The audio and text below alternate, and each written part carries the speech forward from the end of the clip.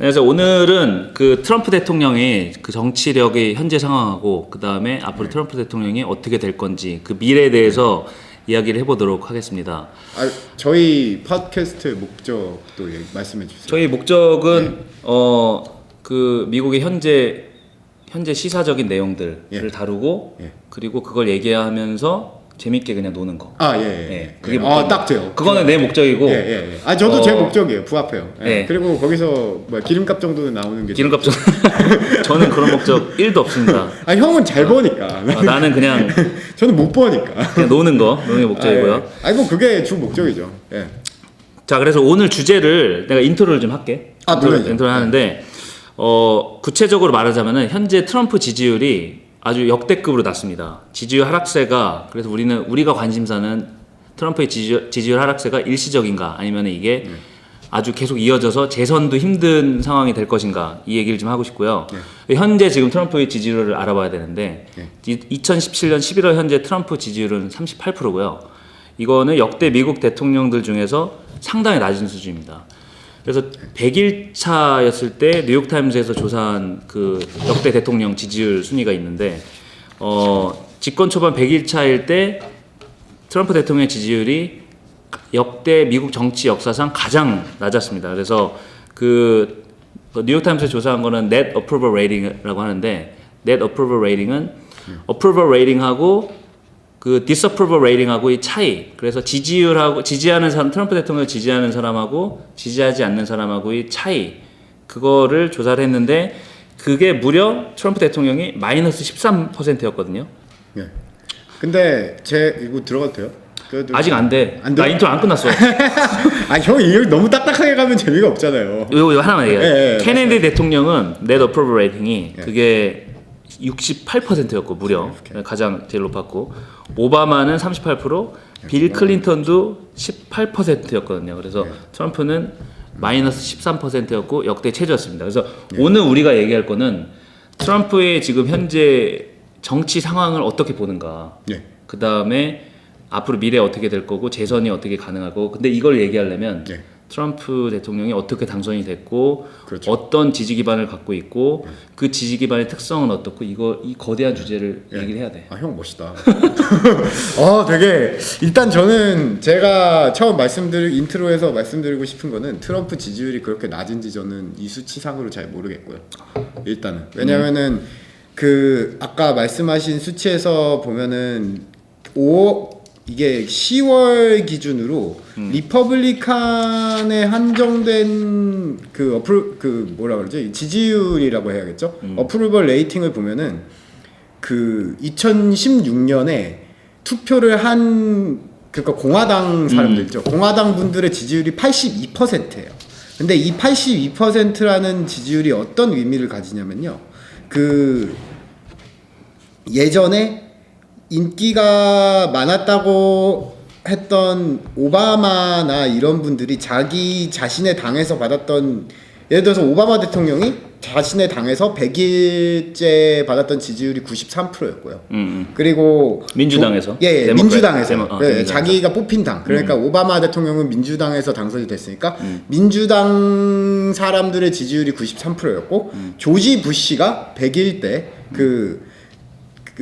공화당에서 받았던 지지율이 88%였어요. 근데 지금 트럼프가 100일 기준에 이게 5월 1일 기사였어요. 저희 형이 처음에 인용하신 100일 차 됐다. 그때 공화당에서 받은 지지율이 87%예요. 근데 이거를 낮은 지지율이라고 할 수가 있는지 저는 잘 모르겠거든요. 그리고 보시면은 이제 역대 미국 사람들이 정말 이 사람들은 못했다라고 말하는 대통령들의 지지율들도 여기 있어요. 그 중에 물론 존 F 케네디는 워낙 인기가 많았던 사람이고 존 F 케네디는 그 사람은 저는 별로 좋아하지 않는데요. 그 사람 개인적으로. 근데 약간 오버레이시라고 하면 안 되죠. 좀 과대평가돼 있긴 했지만 어쨌든 대중적인 인기로는 거의 역대 그만큼의 인기를 받았던 대통령이 없긴 하니까요. JFK랑 비교를 하는 거는 트럼프한테 너무 가혹하고요. 그치. 아니, 그건 참고 예. 삼아서 제가 레퍼런스 봤을 얘기한 때 거니까. 인기 없는 사람들이라고 얘기를 할 만하면 지미 카러나 제라드 포드라는 대통령 너무 다르고 너무 비교가 과한 거 아니야? 아니 그래도 이런 좀 거기까지. 후진 사람들하고 해야 돼. 아니 지금 트럼프가 후지다라는 얘기를 하고 있는 거 아니에요? 그러니까 기본적으로. 사실 그 데이터를 해석하는 거는 예. 사람마다 다를 수 있는데 예. 근데 뉴욕타임스도 약간 편향된 게 있으니까. 그렇죠. 뉴욕타임즈는 리버럴이고 편향돼 있는 트럼프 편이죠. 겁나 싫어하잖아. 예. 허핑턴 포스트처럼. 허핑턴은 그건 언론이 아니에요. 그거는 형 솔직히 우리나라 허핑턴을 얘기하는 게 아닙니다. 저는 절대 미국의 허핑턴. 예, 미국의 허핑턴은 언론이 아니라 찌라시죠. 블로그. 그렇죠. 예, 블로그죠. 예, 여기서는 거의 한국에서는 언론에 자꾸 주제를 넘어가지 마. 허핑턴이 언론인가 아닌가에 대해서는 별도의 주제로 나한테 팩스를 보내고. 알겠어요. 일단은 말씀하세요. 트럼프에 대해서 그 뉴욕타임스에서 가장 중요한 지표를 본 거는 이제 그 net approval rating이지. 예. 그 이제 그 차이고. 근데 사실 지금 이 데이터를 가지고 얘기하는 거는 너무 큰 의미가 없을 수는 있어. 왜냐면 그렇죠. 아직 취임 초기고 1년밖에 안 됐잖아. 예. 그러니까 이제 데이터를 가지고 분석을 지금 다르게 할 수 있는데 어쨌든 나는 내 approval rating이 엄청 낮다. 그렇죠. 낮죠. 현재 지지율 38%가 높진 않잖아. 지금 그 문재인 몇 프로야? 중도층이 문재인 대통령님은 너무 인기가 많으시고 지금 우리 그분 까면은 앞으로 막 달릴 수도 있어요. 저는 문재인 대통령님 뽑았고요. 문재인 대통령 80%. 사랑합니다. 80%. 근데 그거는 미국은 원체 당별로 지지하는 사람들의 성향도 다를 뿐더러 한국하고는 대통령 선거에서 그 지지율 어프로벌 레이팅의 영향이 얼마나 큰지를 제가 알 수가 없다라고 생각하는 게 여기는 당을 뽑는 거잖아요. 그러니까 뭐 민주당 이게 미국 이게 대통령 선거 제도까지 얘기를 하면은 한두 끝도 없으니까 한두 끝도 없지. 아주 단순하게 하면은 어떤 주를 한 당이 이기는 거잖아요. 그러면 당 내 지지율이 중요하지. 과연 다른 당에서 이 대통령을 어떻게 생각하느냐가 한국은 그렇게 돼 있지 않잖아요. 한국은 그치. 한 사람의 표가 바로 대통령 선거로 가는 거기 때문에 민주당을 지지하는 사람도 뭐 예를 들어서 저번 대선에 비교하자면 홍준표 대선 그 당시 대선 후보를 뽑을 수 있는 시스템인데 미국 내는 그렇게 되어 있지가 않잖아요. 그렇지. 당내 경선을 하면은 당에 있는 당내 경선 후보 내에서 뽑아야 되는 내용이기 때문에 과연 다른 그러니까 다른 당까지 포함한 전체 파퓰레이션의 어프로벌 레이팅을 보고서 트럼프의 물론 이게 그 관련 법령 같은 거를 내거나 정책적인 목소리를 내는 데에는 상관이 있을 텐데 그것이 아니고 이 트럼프 대통령이 정권을 좀 더 유지하는 것에는 생각보다 영향이 없을 수도 있다라고 생각했고요. 그리고 저는 솔직히 저도 되게 편향된 정보들을 들을 수밖에 없는 게 제 주변 사람들은 트럼프를 다 싫어하고요. 그리고 저도 좋아하지도 않아요. 주변 사람이라고 한다면? 그러니까 저는 미국에서 유학 생활을 했으니까 아무래도 조금 먹물 좀 먹고 소위 그 사람들은 다 싫어하지. 교육을 받은 사람들은 뭐 미국에서 대학교를 졸업하고 대학 교육을 받은 사람들은 다 싫어요. 미국에서 대학교를 졸업했는데 네. 그 정도 교육 수준을 가진 사람 중에서 트럼프를 좋아하는 사람은 일단 그렇게 솔직하게 얘기하기도 힘들고, 그렇죠. 그다음 분위기 자체가 트럼프 좋아해도 얘기를 좋아하면 못해. 멍청하다, 네. 그 인텔리전트하지 않다라는 그런 이미지, 낙인이 찍히기 때문에. 물론 제가 그 미군 쪽에서 예전에 카투사로 근무했을 때 사람들은 트럼프를 지지하는데 그 사람들조차도 카투사였어? 카투사. 나 카투사 떨어졌는데. 아 그래? 카투사 약간 뺑뺑이잖아요. 위화감 느낀다. 아무 의미 없어요. 아무 의미도 없잖아. 그래가지고? 크게 말하면은 귀가 터진대요. 그런 사람들은 지지하게 하는데 그 사람들조차도 트럼프가 이상한 행동들과 발언들을 하는 거에 대해서 긍정적으로 생각해서 지지하는 게 아니에요.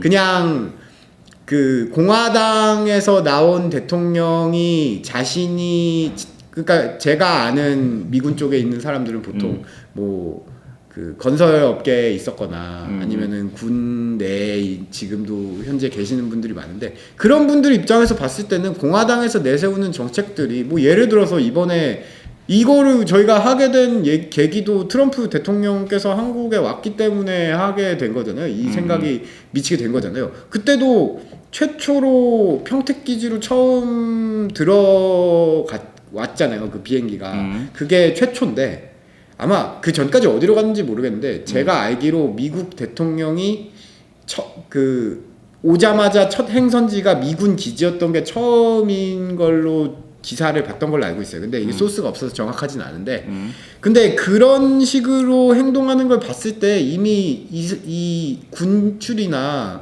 좀 공화당 계열을 지지하는 사람들의 입장에서는 트럼프가 자신들의 입장을 대변하고 있다라고 생각할 수도 있을 것 같아요. 그치. 그러니까 리퍼블리컨 공화당 지지층의 지지율은 낮지 않고 오히려 약간 결집도도 있다라고 보는데 그건 뉴욕타임스도 저거 하지 않는데 일단 반대편이 데모크래트하고 그 다음에 중도층의 인디펜던트가 그렇죠. 무당파 그러니까 무당파가 지지율이 너무 낮다 이거지. 그렇죠. 완전 낮다 이거지. 그래도 옛날에 오바마일 때는 리퍼블리컨이 한 30몇 % 지지해줬거든. 물론이죠. 근데 지금 트럼프는 전체 지지율이 38%야. 그리고 옛날에 부시일 때도 데모크래시 그래도 30몇 %는 지지를 해줬어. 그리고 인디펜던트 어느 정도 지지를 해줬고. 근데 트럼프는 너무 극과 극이다. 그렇죠. 그래서 양극화는 되게 심해 있죠. 그래서 나는 이 얘기를 하고 싶어. 트럼프가 지지계층이 누군가 그리고 지지계층의 특성을 알아야 나는 트럼프 대통령의 앞으로 정치적 그 향배가 어떻게 될 거냐. 그런데 지지계층의 특성은 어떻게 누구라고 생각해? 트럼프는? 저는 보통 사람들이 소위 말하는 거는 그 러스트벨트라는 지역의 사람들이 지지를 하고 있다고. 러스트벨트가 어딘가요? 러스트벨트가 저도 정확히는 모르겠는데 보통 예전에 공업 지역이었던 약간 미드웨스트, 미시간 그 있고, 오하이오 오데호를 따라서 오데호라고 하나요? 맞죠? 오데호. 거기 뭐 미시간 뭐 이런 오하이오 이런 오하이오 있고 뭐 켄터키 있고 거기 옛날에 뭐 디트로이트 있고 막 그쪽 러스트벨트 그쪽 지역의 사람들이 그래서 트럼프가 맨날 하는 게 공장들을 미국에 짓자 막 이런 것들을 하잖아요. 근데 저는 그 얘기를 가장 많이 하고 실제로 트럼프가 그쪽 사람들을 설득을 해서 그 지지율을 올려서 당선이 되긴 했는데 그 사람들이 주 지지층인 것 같진 않아요. 그 사람들 그럼 어디? 그냥 모든 공화당 사람들이 지지해요 트럼프를. 제가 봤을 때 은근히 단단하게. 제 생각보다 제가 지금 기사를 읽고 느낀 건데요. 제가 지금 이 기사들을 읽기 전에 생각했던 것보다 훨씬 공화당 내에서의 지지가 단단하고 그 예로 트럼프 이 11월 8일 기사에서 어디였더라? 그 버지니아 거버너로 나왔던 리퍼블리칸 후보 에드 줄리피라는 분이 떨어졌잖아요. 트럼프와 관계를 좀 끊고 그 뭐라고 하죠? 선거 운동을 했다가 떨어졌어요.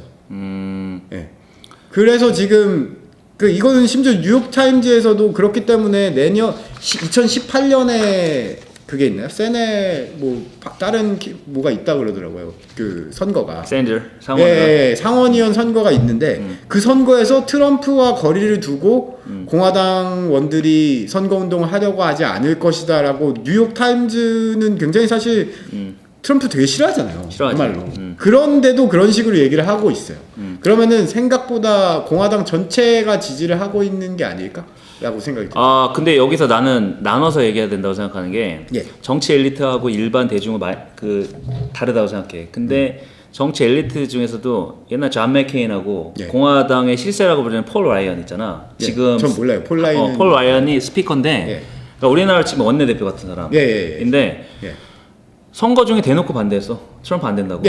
대놓고 반대하고 공화당에서도 트럼프가 될 거라고 생각하지 않았고 그리고 그게 언제예요? 그 선거 폴 라이언이 어느 선거의 어떤 시점이었어요? 거의 막바지. 거의 막바지. 자꾸 나한테 팩트 체크하면 나 아니 팩트 체크 아니에요.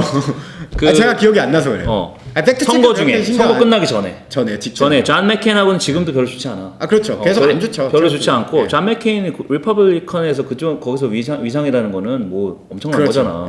너무 하나의 어떤 계파의 수장 같은 느낌인데 근데 이제 폴 라이언도 그렇고 하여튼 공화당 중진들이 트럼프를 별로 좋아하지 별로 않고. 좋아하지 않죠. 근데 중요한 거는 나는 트럼프 약간 다르게 생각하는 게 트럼프의 지지계층이 그 아까 얘기한 러스트 벨트. 그래서 백인 중산층 밑에 저소득층 노동자 계층의 백인 그룹이 트럼프를 아주 열렬히 지지를 했다고 생각하고. 물론 그랬죠. 근데 이제 그게 거기서 끝났으면 절대 대통령이 당선될 수가 없지. 근데 이제 그게 확장이 많이 된 거지. 많이 돼서 일부의 중산층까지도 들어가고 그 다음에 일부의 무당파들까지 흡수됐으니까 당연히 된 건데 그래도 나는 코어 계층은 그쪽이라고 생각해. 코어 계층을 생각하고 아까 트럼프의 근데 그분들은 약간 공화당의 코어 계층이라고 할 수도 공화당의 코어 계층이 앵그리 화이트라고? 앵그리 화이트까지는 아니더라도 뭔가 그 중부나 이렇게 좀 시골에 가까운 지역에 백인에 한정되지 않은 시골 가까운 지역에 살고 있는 사람들이 공화당의 지지 계층이라고 생각하면 될 것 같아요. 기독교를 믿는 분들이나 기독교를 남부나 이반젤리컨이라고 하죠. 이반젤리컨이라나.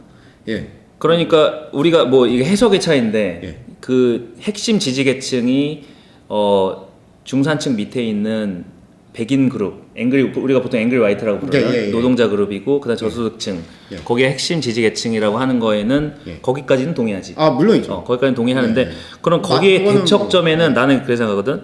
그런 저소득층의 대척점에는 양쪽 코스트 있잖아. 이스트 코스트하고 웨스트 코스트. 동부하고 서부에 동부에는 뭐 많잖아. 변호사 로펌들 있고 그 다음에 뭐 월스트리트, 뭐 펀드 매니저 이런 사람들 있고 그런 사람들 엘리트고 서부에는 실리콘밸리 있는데. 나는 앵그리 화이트 정서가 그런 거라고 생각하거든. 자기가 백인으로 메인스트림으로 컸어. 주류라고 생각하면서 컸는데 어느 날 TV를 보면 막 실리콘밸리 보면 되게 인디언들 많잖아. 뭐 인도계 많고 아시안계도 많고 막 억만장자 되고 인종이 다양하죠. 다양하고 그런 사람들이 주류가 되고 그런 거에서 약간 이거 뭔가 했는데 근데 오바마 대통령이 됐어. 그렇죠. 이게 어떻게 보면 나는 그 미국인들의 부채 의식을 자극해서 미국의 리버럴들이 그 미국의 그런 흑인의 그런 인종 노예 역사를 한 방에 부채 의식을 어떻게나마 한번 해소하기 위한 계기였다고 생각하거든. 그거는 오바마가 당선될 때 그 당시의 시대 정신이었고 그랬는데 한번 그게 그 시대 정신이 한번 발현이 되니까 그 다음에는 반대로 앵그리 화이트들 자기는 백인으로 태어나서 주류라고 생각하는데 돈도 이 사람들보다 못 벌고 뭐 동부에 있는 엘리트들하고 비교하면 거기에도 위화감 느껴지고 근데 이게 이 정서가 엄청났던 거지. 그렇죠. 엄청났던 건데 민주당은 그걸 잡지 못하고 그래서 나는 그 반대층에는 이런 엘리트 계층이 있는데 사실 엘리트 계층이 얼마나 되겠어? 퍼센트가 얼마 안 되죠. 얼마 안 되지만 나는 이번 미국의 대선에서는 이 앵그리 화이트가 여기를 압도했다고 생각합니다. 물론이죠. 압도했는데 나의 생각은 취약하다. 굉장히 취약하다. 이 정서가. 어떻게 생각하십니까? 저는 일단 그 지금 저희가 말한 뭐 앵그리 화이트네 동부의 뭐 잘난 뭐라 그러죠? 뭐 엘리트 집단이네. 근데 일단 그런 면도 있는 것 같아요. 엘리트 집단이라고 뭉뚱그려서 말하지만 동부에도 못 사는 사람들도 있잖아요. 있지. 근데 그 사람들이 영향을 받는 것도 있죠. 그 동부에 있는 사람들 중에는 그래도 좀 여건이 낮거나 최소 여건이 좀 좋지 않아도 교육을 받을 뭐라고 해야 되죠? 좀 확률이 더 올라가잖아요. 아무리 집안 형편이 어쩌고저쩌고 해도 그러면은 좀 더 트럼프나 이런 공화당의 부정적인 여론이 형성이 되어 있고 그런 지역적인 분위기도 작용을 한다고 보는데 솔직히 이런 걸 다 떠나서 제 생각에는 그냥 코메이가 당선시킨 거예요. 코미가? 코미는 누군가? 코미가 이거 얘기를 해줘야지. 코미가 누굽니까? FBI였나요? FBI 국장이었던 사람인데 저도 지금 정확히 FBI구나. FBI. Federal Bureau of Intelligence인가요? Federal Bureau of Investigation. 완전 멍청하네.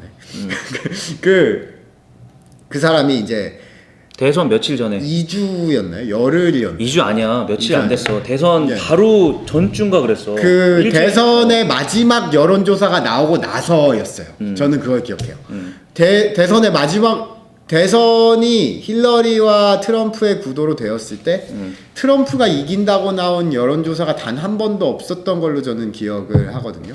그래서 저는 당연히 저도 그 당시에 미국에 있었는데 당연히 힐러리가 이기겠거니 했어요. 사실은. 완전 당연히. 예. 모든 언론이 저 일주일 맞아요. 전까지만 해도 트럼프가 이긴다고 예측하는 언론은 하나도 없어. 하나도 폭스뉴스조차 안 심지어 그랬던 폭스, 걸로 그치, 기억해요. 폭스뉴스조차. 예. 그런데 그게 터졌죠.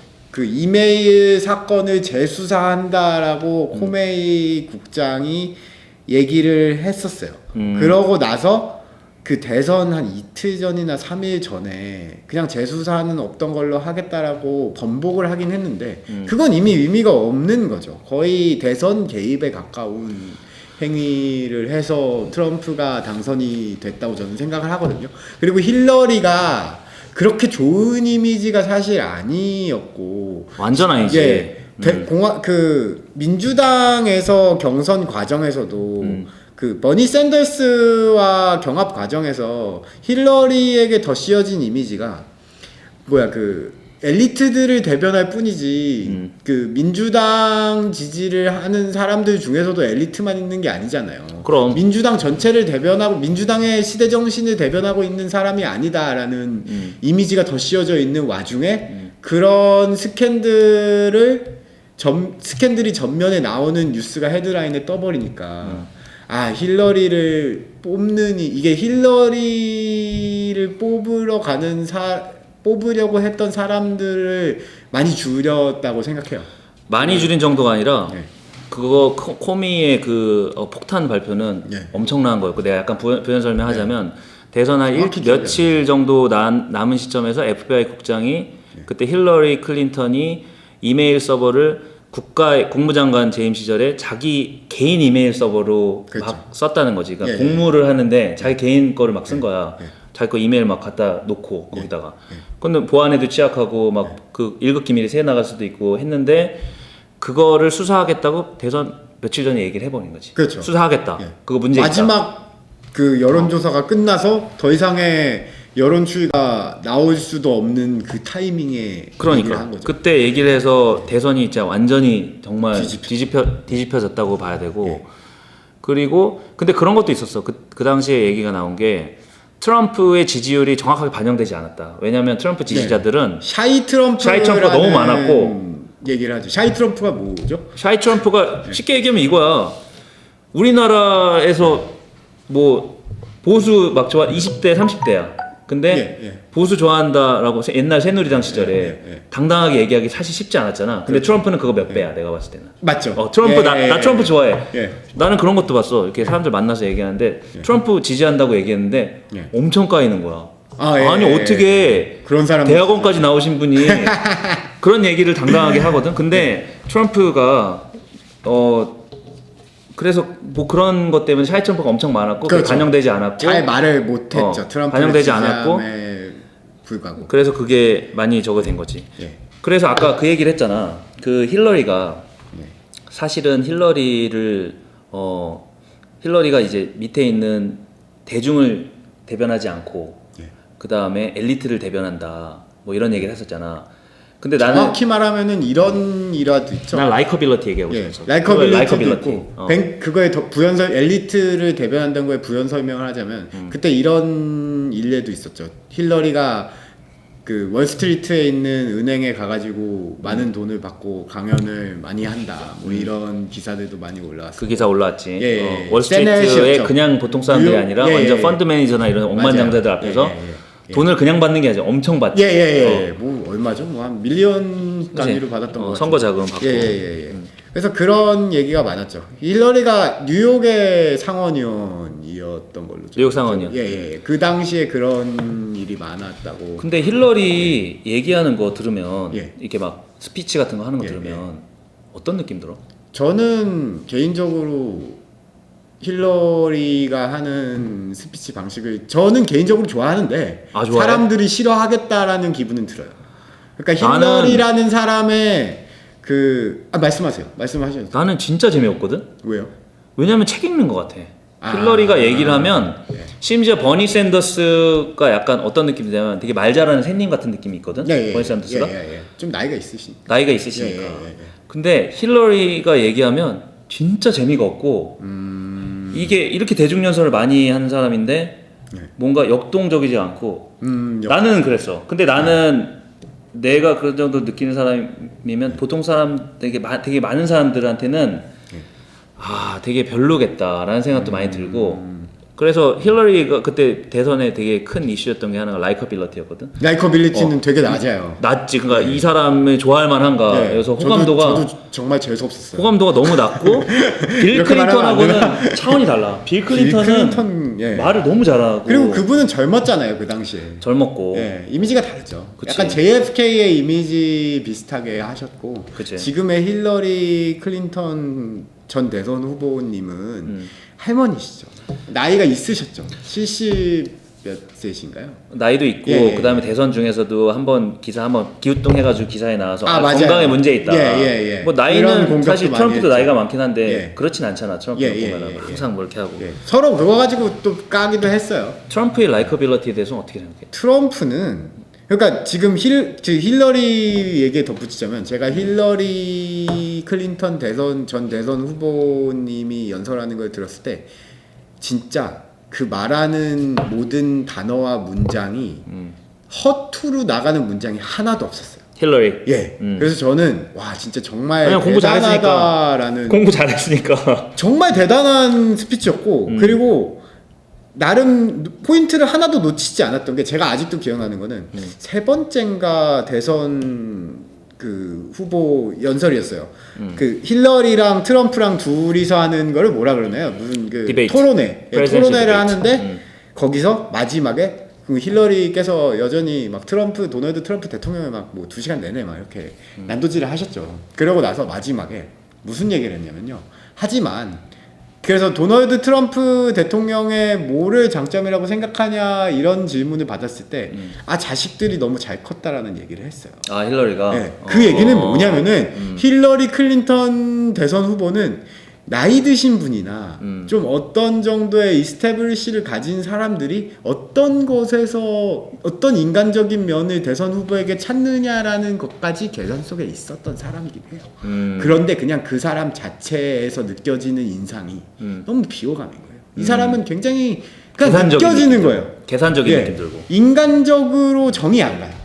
근데 이 트럼프는 그에 반해 이상한 소리들도 하고 대선 그 디베이트를 그냥 스크립트를 뽑고 보면은 트럼프가 얘기하는 거는 힐러리가 얘기한 거에 비교하면 거의 뭐 어린애 장난 수준으로 보일 거예요. 실제로 그 텍스트 자체가 그 사람이 쓰는 어휘 자체가 12살 정도 평균 12살 정도라는 그것도 계산됐다는 얘기도 있는데 당연히 계산하지. 당연히 계산하지. 근데 트럼프가 상대가 안 됐어요. 사실은 보면은. 그런데 아무리 봐도 힐러리가 얄미워. 보고 나면 저도 힐러리 대선 후보 진짜 대단하다. 어떻게 저렇게 문장에 막히면 하나도 없고 한 문장 자기가 말한 거를 그냥 넘어가는 게 없었어요. 정말로. 저는 뭐 이게 한국 대선 토론 얘기를 해도 되는지 모르겠는데 해도 돼. 완전 짜증 났거든요.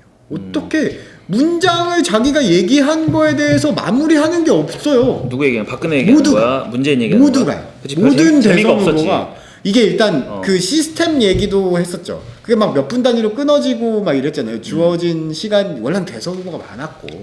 근데 막 사람들이 막 좀 공격하는 질문에 급급하고 되게 뭐 벌려놓은 얘기를 서머라이즈 하는 게 하나도 없었는데 근데 힐러리 대통령 후보는 그러지 않았어요. 다 모든 문장을 하나하나 다 짚고 내가 이 얘기를 했는데 이 얘기를 왜 했냐면 이 얘기를 내가 30분 뒤에 이 얘기를 하려고 이 얘기를 했지 이런 식으로 다 연결이 되어 있었어요. 그러니까 논리적 정합성으로 그렇죠. 보면은 이제 그걸 다 본 거고 나는 나 같은 경우는 힐러리 연설을 하면은 보다가 한 5분 10분이면 이미 나는 안드로메다 가 있어. 가 있고 근데 트럼프를 좋다고 하는 게 아니야. 난 트럼프가 문제가 많다고 생각을 하는데 근데 보면 웃겨 일단. 그렇죠. 트럼프 웃기고 그리고 잘 먹히고 트럼프는 논리적 정합성 이런 거 없고 아까 전에 그런 얘기 했었는데 트럼프가 얘기하는 게 12살이고 의도된다. 나는 많은 부분 의도가 됐다고 생각하지만 물론이죠. 근데 실제로 전문가들하고 인터뷰하는 걸 보잖아. 예. 그러면 실제로 약간 단순하다. 아, 실제로 얘 문장 구조나 이런 거 보면은 실제로 단순하고 그 문장이 뒤에가 명사로 끝나. 그러니까 예를 들어 막 이렇게 얘기를 하다가 this is phenomenal 하면서 tremendous 뭐 investment 하고 뭐 그 다음에 한 마디 더 하는데 그 명사야. 명사로 끝나는데 뭐 이런 식의 막 얘기하고 나서 그 다음에 뭐 magnificent building 뭐 이러고 끝나. 이러고 끝나는데 사실 문장이 힐러리는 그런 걸 볼 수가 없거든. 그렇죠. 힐러리는 굉장히 논리적으로 정확성. 이거를 책으로 옮기면 그대로 바로 어떤 그냥 책이 될 만한 그런 건데 재미없어. 재미없고. 그래 나는 그거 되게 컸다고 생각해. 그게 그렇죠. 대중한테 컸어요. 먹히는 거는 트럼프가 굉장히 먹혔고. 비호감으로 느껴지겠다라는 생각이 들었어요. 그 트럼프는 나는 이제 약간 나사 하나 풀린 아저씨 같잖아요. 나사 하나 풀린 아저씨 같고 그러면서도 웃긴데 웃기죠. 근데 이게 그냥 토크쇼 호스트였는데. 그치 토크쇼 호스트였는데 웃긴 걸로 끝나는 게 아니라 나는 트럼프가 그런 계산을 했다고 생각하거든. 그러니까 이제 선거에 나왔잖아. 근데 자기가 이길 수 있겠다라는 계산을 하고 나온 건데 근데 그 선거 기술이 이 대중의 저변에 있는 미국 대중의 저변에 있는 이 분노와 이 박탈감과 혐오감 그래 뭐 약간 다른 민족에 대한 혐오감과 이런 아니 많이 죽었으니까요 실제로 막 테러 그치. 같은 것도 많이 일어났고. 그렇지 많이 일어났고 실제로 중산층이 몰락하고 있고 지금 실제로 70년대의 그런 GDP에 비하면 요즘에 있는 그런 미국 사람들은 자기 엄마 아빠보다 못 살거든 실제로. 맞죠. 우리나라도 마찬가지죠. 그렇지. 근데 오바마 대통령이 됐는데 그거를 겉으로 말로 표현을 못 하는데 아니 어떻게 흑인이 대통령을 해? 그게 과연 많이 있었을까요? 저는 나는 그거에 대해서는 모르겠어요. 난 있었다고 봐. 저는 힐러리의 약점 중에 하나가 여자인 거에 분명히 있다고 보는데 그것 있지. 여자에게 느끼는 거부감보다 흑인에게 느끼는 거부감이 저는 더 적다는 느낌이 들었어요. 그리고 오바마 대통령은 워낙 백인 같은 흑인이긴 해요. 그치. 아니 백인 같은 흑인 거의 하는데 백인에 가까운. 근데 나는 이거를 어떻게 생각하냐면 트럼프가 오바마를 공격했던 포인트 중에 하나가 대선 나오기 전에 그 버더 논란, 그 birth certificate. 맞아요. 오바마 미국 사람 아니다. 근데 오바마 흑인이 대통령이 된다라는 얘기는 못 하거든 대놓고. 근데 오바마가 미국 사람이 아니다라는 얘기는 할 수 있거든. 왜냐면은 미국의 그 헌법에 컨스티튜션에 써 있으니까 미국 사람만이 대선에 출마할 수 있다고 써 있으니까. 미국에서 태어난 미국 사람만이 될 수 있다고. 대선에 출마할 수 있다고 나와요. 그걸 했고 그 다음에 트럼프가 나는 이런 계산된 그 공격이라고 생각하는 게 그런 이민족 이런 포리너 얘기를 엄청 많이 했어. 그렇죠. illegal immigrants 이런 얘기 엄청 많이 했고 뭐 그냥 벽 세우고 이런. 벽 세우고 막 이런 거 멕시코에 벽 세우고 그 다음에 뭐 막 다 내보내야 된다 하고 그 Make America Great Again 이게 그거잖아. 다시 백인 사회 만들자 이거야 거의 사실. 뭐 인류전에 가까운 얘기라고 보는데. 그치 거의 그런 얘기를 한 건데 이거 자체가 나는 트럼프가 미국 대중들 저변에 있는 그 혐오감과 이런 거를 읽었고 그리고 이거를 대선 전략으로 세웠다는 거지. 근데 선거 기술에 대해서 얘기를 해보면 실제로 미국의 저희가 잠깐만요 중간에 끊어서 죄송한데 왜 당선되냐 계속 하고 있는 거죠? 왜 당선됐냐? 나는 저소득 백인 계층의 지지를 받았다라는 거. 그 다음에 이게 지금 미국의 시대 정신이라고 얘기할 수는 없는데 대중의 정서를 읽었다. 그 저변에 있는 겉으로 얘기할 수 없는 나는 감히 저급하다고 얘기했어. 저급한 정서를 읽었고 그거를 대신 말을 해줬다. 근데 이제 선거 기술에 대해서 난 얘기를 해보고 싶은데 이거를 그러니까 트럼프가 옳다 그르다를 떠나서 그러니까 나는 이제 한국의 언론이라든가 이제 보통 지식인들이 미국 정치인 특히 트럼프를 분석할 때 나는 빠지는 가장 큰 함정 중에 하나가 트럼프가 옳은 사람이냐 그른 사람이냐에서 나는 논의가 잘 거기서 더 이상 안 나간다고 생각하거든. 옳은 사람이냐 그른 사람, 나는 그른 사람이라고 생각해. 대통령이 대선 안 되는 사람이라고 생각해 나는. 그렇게 생각을 하는데 근데 그걸 떠나서 정치는 어쨌든 게임이고 기술이고 그 다음에 여기서 굉장히 많은 어떤 그런 테크닉이 요구가 되는 그런 거대한 게임인데 나는 그 게임의 기술에서 봤을 때는 게임의 법칙을 읽은 그 정치 기술로 봤을 때는 나는 이거 미국 정치 역사상 최고의 드라마였다고 생각해. 그렇죠. 트럼프는 사실은 힐러리를 이긴 거보단 미국의 공화당 경선을 뚫고 공화당 대선 후보가 된 것이 더 대단했다고 생각해요. 그거부터가 드라마였지. 그것이 정말 힐러리는 너무 약한 후보였고요. 뭐 여성인 것도 미국민들의 여성에 대한 여성 리더에 대한 그 준비 안 돼 있음이 생각보다 심각한 수준이라고 저는 생각했고, 그리고 일단 힐러리라는 분, 저는 오히려 트럼프보다 힐러리가 더 대통령이 안 돼야 됐다는 사람일지도 모른다는 생각을 해요. 아니 힐러리를 칭찬하다가 까다가 힐러리는 뭐 똑똑하고 전 똑똑한 사람 좋아하니까 일관성이 그런 없네? 건데, 아니 일관성이 어디 있어요? 잘 그러니까 까보면은 연설은 잘하는데 대통령 대선 안 된다? 네. 그냥 완전히 계산적인 사람이고 그야말로 뼛속까지 정치인인 사람이고 그 형이 아까 정리를 하신 게 러스트 벨트에 있는 사람들의 그 분노적인 박탈감, 분노, 상대적 혐오감. 박탈감을 건드려서 트럼프가 되었다라고 말씀하셨는데 거기에 덧붙이면 샌더스가 지지를 받았던 이유와 똑같은 이유로 당선이 된 거예요. 트럼프는 주류 정치인이 아니잖아요. 아니지. 근데 힐러리는 완전히 주류 정치인의 표상이잖아요. 그지. 그 이유가 매우 컸다고 생각하고 분명히 그런 그러니까 정치 혐오. 예, 그렇죠. 약간 우리나라에서도 있는 기성 있었던 정치인에 대한 혐오. 반감? 워싱턴에 대한 혐오. 예. 우리나라 뭐 여의도 혐오. 그렇죠. 막 이런 정서처럼 예. 그런 거 엄청 크지. 예, 그것에 힘을 많이 받았다고 생각했고 그렇기 때문에 샌더스와 트럼프가 쌍두마차로 서로를 올려준 느낌도 있는 것 같아요. 그것도 분명히 그 분석에 동의. 예. 그 분석에 동의하고 물론 코메이가 날린 것도 그렇지만 코미가 했지만 그거는 이제 마지막에 이제 그런 거고 트럼프가 거기까지 가는 것도 사실은 트럼프가 출마 선언한다고 했을 때는 심지어 허핑턴 포스트는 이거를 자기네는 트럼프는 이거는 그냥 조크기 때문에 이건 얘가 당선될 일도 없고 공화당 경선 통과할 일 없기 때문에 코미디 섹션에 올리겠다. 정치 섹션에 다루지 않겠다라고 선언까지 했거든. 그래서 미국의 정치 역사상 가장 확률이 낮은 상태에서 나와서 가장 빠른 시간 안에 역전시켜가지고 당선이 돼서 이 경선을 이겼을 때 이미 동력을 받았었다고 생각해요. 트럼프는. 그러고 나서는 1대1 구도였는데 워낙 기존 지지층이 없었던 기성 정치인이 아닌 사람의 한계로 힐러리와 1대1로 해서 여론조사를 했을 때 계속 밀렸고 아마 그런 흐름으로 계속, 그리고 오바마 대통령 그 당시 대통령이 전폭적으로 힐러리 그 지지 뭐라고 하죠? 선거 운동을 했잖아요.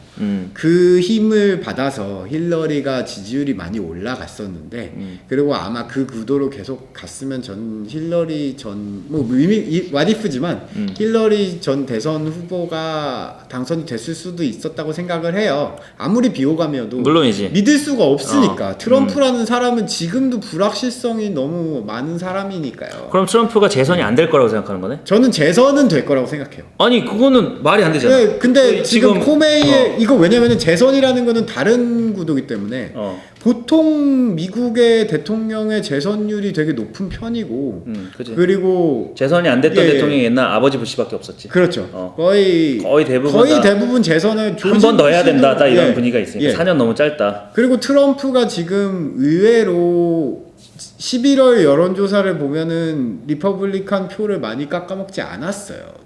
그 어프로벌 레이팅이 82%. 아니 근데 데모크래트의 지지가 너무 낮다니까. 데모크래트 인디펜던트 지지 재선에는 상관이 없잖아요. 왜 아니 재선에 왜 상관이 없어? 재선에는 전체 선거인데. 그러면 그냥 안 뽑아버릴 수도 있는 거니까요. 하여간 리퍼블리칸의 지지는 전폭적으로 받고 있고 그 예전에 가지고 있던 그 저번 대선에 가지고 있던 지지율과 지지층이 그대로 유지가 되고 있다고 생각하고요. 그러면은 똑같이 또 당선이 될 수도 있는 내용인데 문제는 더 큰 문제는 뭐냐면요. 민주당에 힐러리도 없어요 이제. 버니 샌더스가 다시 나올 수 있을지도. 힐러리가 재선에 못 나오나? 힐러리는 다시 못 나올 것 같아요. 저는 감히 그렇게 생각하는데 너무 대선 과정에 상처를 많이 입어서 그렇기도 하고요. 나이 분명히 건강 문제가 있는 건강 문제 있지.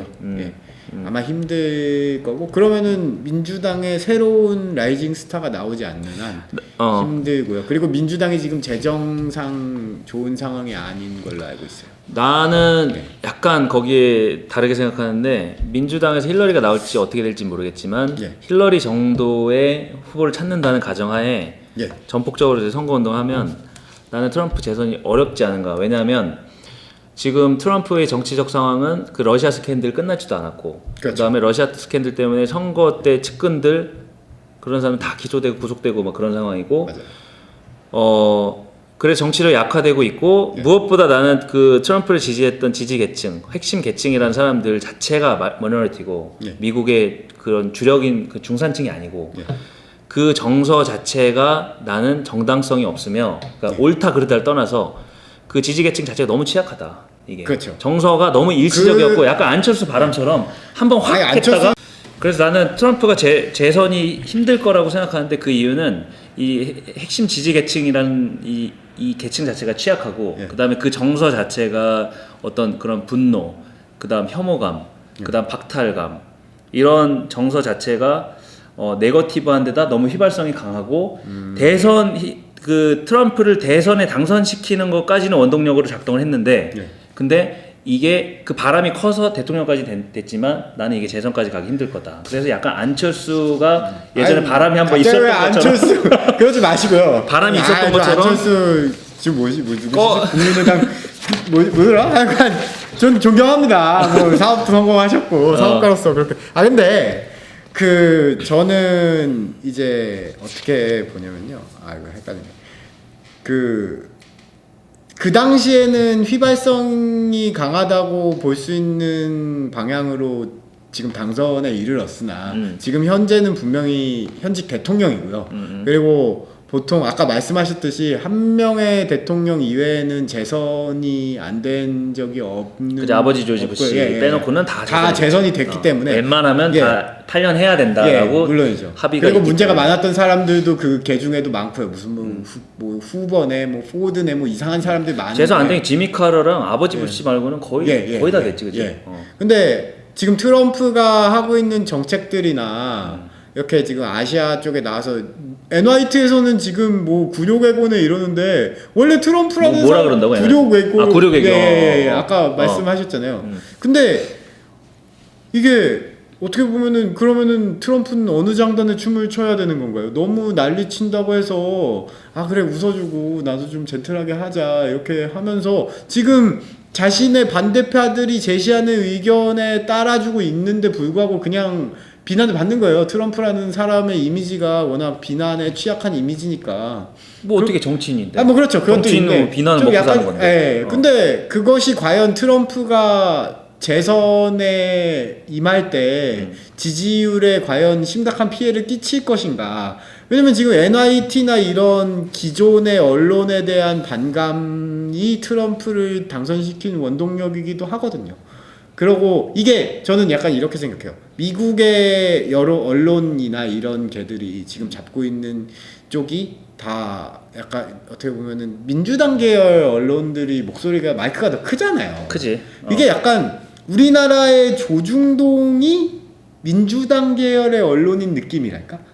그래서 그것에 대한 반감 때문에 있었지. 이스태블리시먼트에 반감. 지금도 아직도 심지어 저는 있다고 생각하고요. 그것을 찔렀던 것이 러시아나 이런 쪽에서 만들었던 가짜 뉴스들. 그리고 폭스 뉴스는 뭐 워낙 전통의 그 폭스 뉴스가 약간 우리나라의 나는 꼼수다 느낌을 풍기는 수준이죠. JTBC나. 근데 이게 단지 구도가 다른 것뿐이지. 그렇기 때문에 그것에 대한 반감도 충분히 존재해서 이렇게 계속 뉴욕타임즈에서 트럼프가 무슨 짓을 하던 계속 까고 있으면 그 반발 심리로 더 재선에 그 분석에는 동의를 해. 그러니까 뉴욕타임스라는 그런 어떤 뭐 언론 권력, 거대 언론이죠. 거대 언론 권력, 리버럴 언론 거의 권력. 조선일보죠. 그렇지.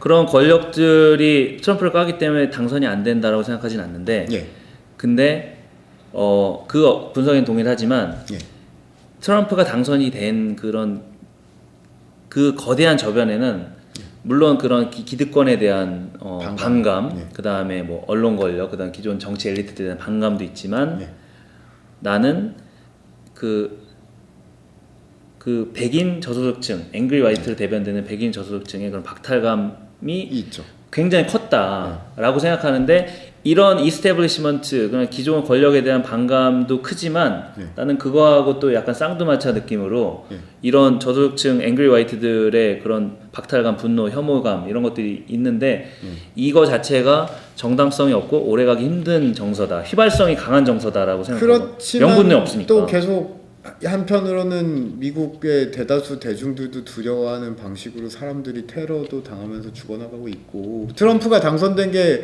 그 소위 러스트벨트에 있는 중산층의 몰락만이 아니잖아요. 분명히 그렇지, 뭐 여러 가지 이민족에 있지. 대한 반감 정서가 있는데 그 이민족에 대한 반감 정서를 뒷받침하듯이 요 며칠 전에도 뭐 테러가 일어났던 걸로 기억하고 너무 많이 일어나서 정신이 없을 정도로 많이 일어나고요.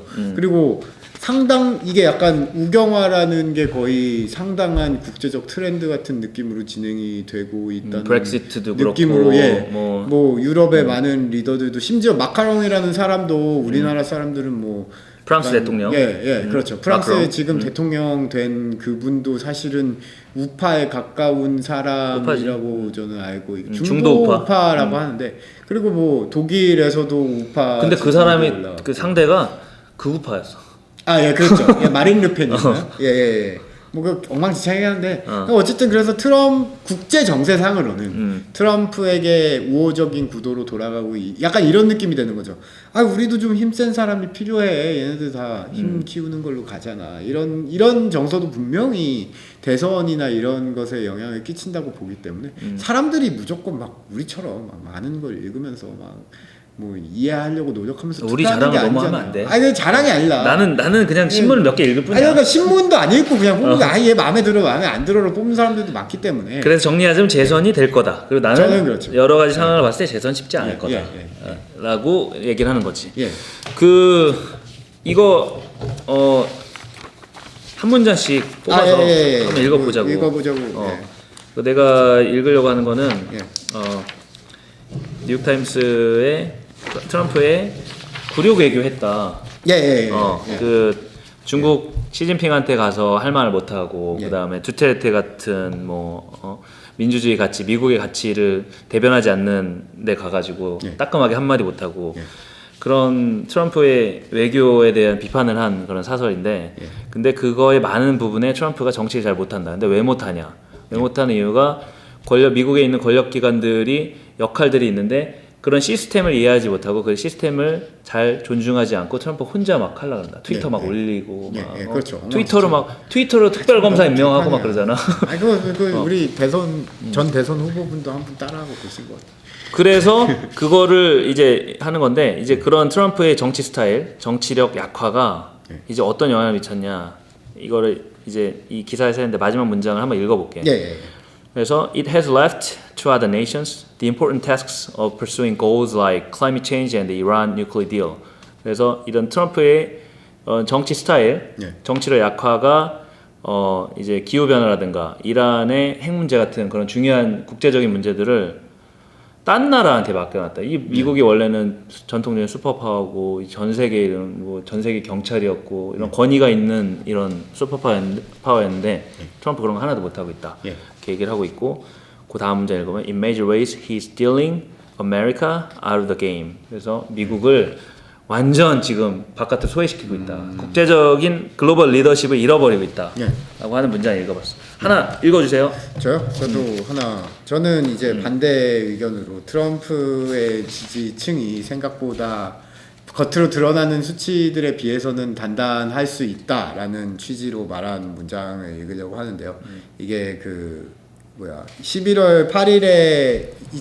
11월 8일에 작성된 뉴욕 타임즈의 첫 문장이에요. 그 어프루벌 레이팅이 트럼프가 제너럴 퍼블릭을 뭐라고 해야 되죠?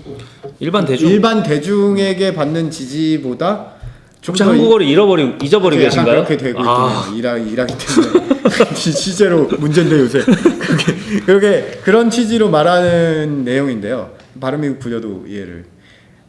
President Donald Trump is more popular with likely voters than he is with the general public. 그러니까 이 문장은 도널드 트럼프 대통령이 투표를 할 가능성이 높은 지지층에서 일반 대중보다 인기가 많을 수 있다. 그리고 according to Reuters Ipsos poll that underscores why Republican lawmakers have largely stuck with the polarizing president despite his plunging approval ratings. 그리고 그 이게 로이터 입소스인가요? 그 회사 그 아까 리얼미터 같은 통계에 따르면은 왜 공화당의 위원들이 아직도 이렇게 지지가 극명하게 갈리는 지지가 극명하게 갈리면서 지지율이 떨어지고 있는 대통령에게서 떨어지지 못하고 있는지를 보여준다라고 말함으로써 아직 트럼프 대통령의 지지층이 생각보다는 견고하다라는 톤의 문장을 말한 것으로 마무리하도록 하겠습니다. 단어 하나 알려주세요. 폴러라이징 무슨 뜻인가요? 폴러라이징이 이제 뭐라고 해야 되죠? 그 북극하고 남극이 폴라잖아요. 예, 그래서 그 양극화. 극과 극을 달리는 리퍼블리컨과 데모크레트. 그래서 되게 극명하게 갈리는 지지 형태를 보여준다라는 식으로 이용된 표현이라고 봅니다. 예. 오늘 처음 했는데 어떤 거 같아? 재밌네요. 재밌고 뭐 녹음하다 막 한 15분 날라가서 다시 얘기하고 너무 힘들어. 기술적인 문제를 겪었는데 이거 역시 돈이 많아야 돼요 사람은. 그래도